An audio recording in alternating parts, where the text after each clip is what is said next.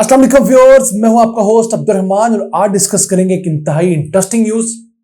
Asia की सबसे बड़ी अफ्यून बनाने वाली फैक्ट्री लाहौर में रीवैम्प करने के बाद दोबारा फाल कर दी गई है। जी हां, यह फैक्ट्री अफ्यून बनाएगी और अफ्यून सिर्फ नशे के लिए इस्तेमाल नहीं होती। बहुत सारे अमराज ऐसे हैं जिनमें दर्द के तदारुक के लिए या नींद के लिए अफ्यून दिए बगैर गुजारा ही नहीं है।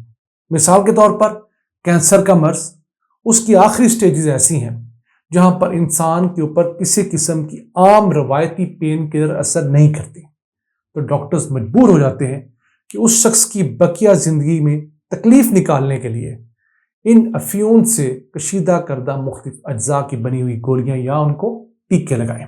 इसी तरह हड्डी टूटने के अंदर, फ्रैक्चर्स के अंदर, मुख्तलिफ बीमारियों के अंदर अफ्यून और उसके कशीद करदा अज्जा शामिल करके अद्वियात बनाई जाती हैं। ये फैक्ट्री जो है, जिसका नाम ओपियम एल्कलॉइड फैक्ट्री लाहौर है, इसी तरह की गोलियां बनाया करती थी। ये बनी तो 1942 में थी। उस वक्त ये एशिया के अंदर सबसे बड़ी अफ्यून बनाने वाली फैक्ट्री थी। इसके अलावा दो इस वक्त के इंडिया में है, जो कि एक उत्तर प्रदेश और मध्य प्रदेश में फाल है। पाकिस्तान में ये वाहिद ओपियम फैक्ट्री थी। बदकिस्मती से 2012 के अंदर मुख्तलिफ करप्शन केसेस की वजह से और बेज़ाब्तियों की वजह से और अफ्यून को इलीगल लोगों को बेचने के सबब इसे बंद कर दिया गया। 11 साल बाद अब इसकी तामीर और मुरम्मत दोबारा होने के बाद इसे खोला गया है और उम्मीद है इसके फाल होने से पाकिस्तान को सालाना 400 से 500 मिलियन डॉलर्स का फायदा होगा। जी हां, $500 बिलियन का हमें फायदा होगा। 140 अरब रुपए सालाना का। वो किस तरह? हमारे यहां मौजूद फार्मास्यूटिकल कंपनियां बहुत सारी अद्वियात ऐसी बनाती हैं, पेन किलर्स ऐसी बनाती हैं जिनके अंदर ओपियम के ओपॉइड्स इस्तेमाल होते हैं, उनके कशीद करदा अज्जा। तो वो हमें पहले इंपोर्ट करने पड़ते थे, अब हमें फ्री मिलेंगे। फ्री कैसे? हमारी जो लॉ इन्फोर्समेंट एजेंसीज हैं, मसलन एंटी नार्कोटिक फोर्स है, पाकिस्तान कोस्ट गार्ड है, पाकिस्तान रेंजर्स है, फ्रंटियर कांस्टेबलरी है, पुलिस है, ये जिन मनशियात को पकड़ते हैं उनमें से अफ्यून जो होगी उसे इस फैक्ट्री को फ्री ऑफ कॉस्ट दे दिया जाएगा। और अफ्यून कुछ सस्ती नहीं है। अफ्यून का 1 किलो 40,000 रुपए का है और उसका 1 टन तकरीबन 4 करोड़ रुपए का है। तो हमारे यहां सैकड़ों टन सालाना अफ्यून को जला दिया जाता है। आपने अक्सर देखा होगा, स्क्रीन पर भी आप तस्वीर देख रहे हैं कि एएनएफ ने इतने 100 टन, इतने लाख टन मनशियात जला दी। तो मनशियात जला दी, वो किसी खास काम में नहीं है, लेकिन अगर उन्हीं मनशियात को रिसाइकल करके मरीजों के लिए अद्वियात बना लिया जाए तो उसे बेचकर पैसा कमाया जाएगा और पाकिस्तान में मरीजों के लिए कुछ आसाइश होगी, हमें इंपोर्ट नहीं करनी पड़ेगी वो अज्जा। फिलहाल तो हमारी फार्मास्यूटिकल इंडस्ट्री कंपनी इंपोर्ट कर रही थी, तो हमारी इंपोर्ट रुक जाएगी। पहली खेप जो ये फैक्ट्री इस्तेमाल करेगी वो है 640 किलो। फिर आहिस्ता आहिस्ता ये मुख्तलिफ बैचेस के अंदर ये चीज़ें बनाएगी और ये 1.5 से 2 लाख गोलियां प्रोड्यूस करेगी।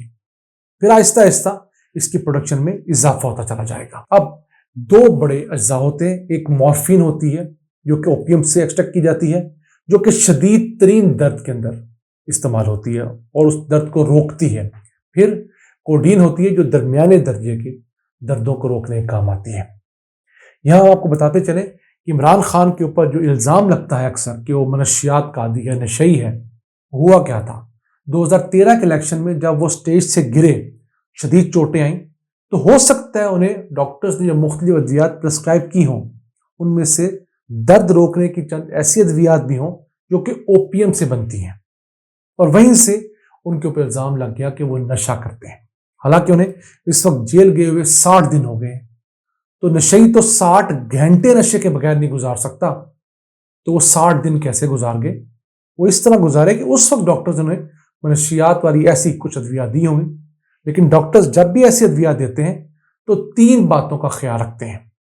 एक तो उस दवाई को, उस नशावर दवाई को भी कैलकुलेट किया जाता है कि इस शख्स की उम्र के हिसाब से, मर्ज के हिसाब से, वजन के हिसाब से कितनी दवाई देनी है, फिर कितना अरसा देनी है, 5 दिन देनी है, 10 दिन देनी है, और फिर कब इसे इस لت سے بچانا ہے کہ کہیں خدا نخواستہ اس مریض کو اس دوائی کی لت نہ لگ جائے، تو ڈاکٹر اس چیز کا خیال رکھ کے آپ کو دوائی دیتا ہے.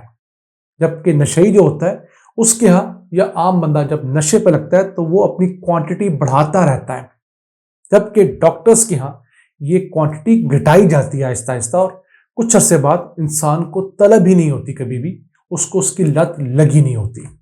تو یہ اوپیم فیکٹری میں سمجھتا ہوں پاکستان کے فارماسوٹیکل سیکٹر، ہمارے طب کے اندر حکماء حضرات جو مختلف ادویات بناتے ہیں ان کے لیے بہت بڑی بلیسنگ ہوگی. جو یہاں پر ادویات بنائے گی، کینسر کے بیچارے مریض، ہڈیاں ٹوٹنے کے مریض اور دیگر کئی اقسام کے مریض اس سے فائدہ اٹھا سکیں گے. اس کے بعد ایسے ڈاکٹرز جو نشے کے عادی مریضوں کا علاج کرتے ہیں، نشہ چھڑواتے ہیں، ان کو بھی ان میڈیسنز کی ضرورت ہوتی ہے تاکہ وہ مریض کو آہستہ آہستہ دوائی دیتے دیتے نشے کی لت سے باہر لے آئیں. جو ریہیبلیٹیشن سینٹرز ہوتے ہیں ڈرگز کے، وہاں بھی ان کی ضرورت ہوتی ہے.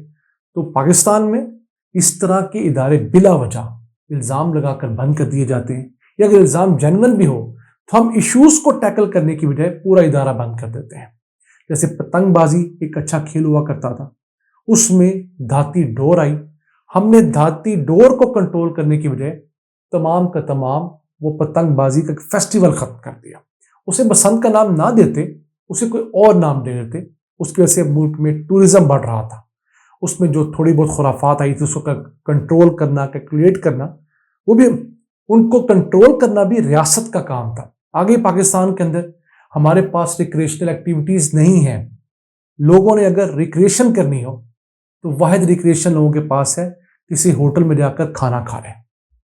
آپ پارکس میں اس طرح نہیں جا سکتے، پارکس ویسے ڈیولپ نہیں ہیں، یا وہاں پر ویسی فیسلٹیز نہیں ہیں. پھر یہاں پر ماؤنٹنگ کا ویسا رواج نہیں ہے، کیمپنگ کا ویسا رواج نہیں ہے. فشنگ تو ہمارے پاس تقریباً ناپید ہو چکی ہے. ہم لوگوں نے دریاؤں میں موجود فش مار ہی دی ہے، کرنٹ لگا لگا کے، کیمیکل ڈال ڈال کے. تو ہمارے پاس جو تھوڑے بہت آپشنز بچے ہیں ہمیں انہیں ضرور بڑھانا چاہیے، اور اس طرح کے مختلف کمپاؤنڈز، مختلف میڈیسنز جو کہ ملک کی ضرورت ہے انہیں بین نہیں کرنا چاہیے، کیونکہ وہ مریضوں کے لیے بہت بڑی کاسٹ لے کر آتے ہیں. اس کے علاوہ یہاں پر جو عام شخص ہے یا غریب شخص ہے وہ تو اسے امپورٹ بھی نہیں کر سکتا. امیر لوگ تو اپنی ضرورت کی ہر چیز امپورٹ کر لیں گے، مہنگی سے مہنگی دوائی، اوپیم سے بنی ہوئی دوائی دنیا سے امپورٹ کر لیں گے. غریب کہاں جائے گا؟ متوسط طبقے کا شخص کہاں جائے گا؟ تو ایک اچھی ڈیولپمنٹ ہے، اور اس نگران دور کی حکومت میں ہونا میں سمجھتا ہوں بڑی بات ہے کہ $500 ملین سالانہ بچانے والی فیکٹری ہمارے ہاں فعال ہو گئی ہے. پنجاب کا ایکسائز اینڈ ٹیکسیشن ڈپارٹمنٹ اس کو چلائے گا. امید کرتے ہیں یہ لمبا عرصہ تک چلے گی، ہمارے مریضوں کی زندگیاں بہتر کرے گی، اور پاکستان کے حالات آہستہ آہستہ بہتر ہوں گے. آج کے لیے اتنا ہی. اپنے میزبان عبد الرحمان کو اجازت دیجیے. اللہ نگہبان.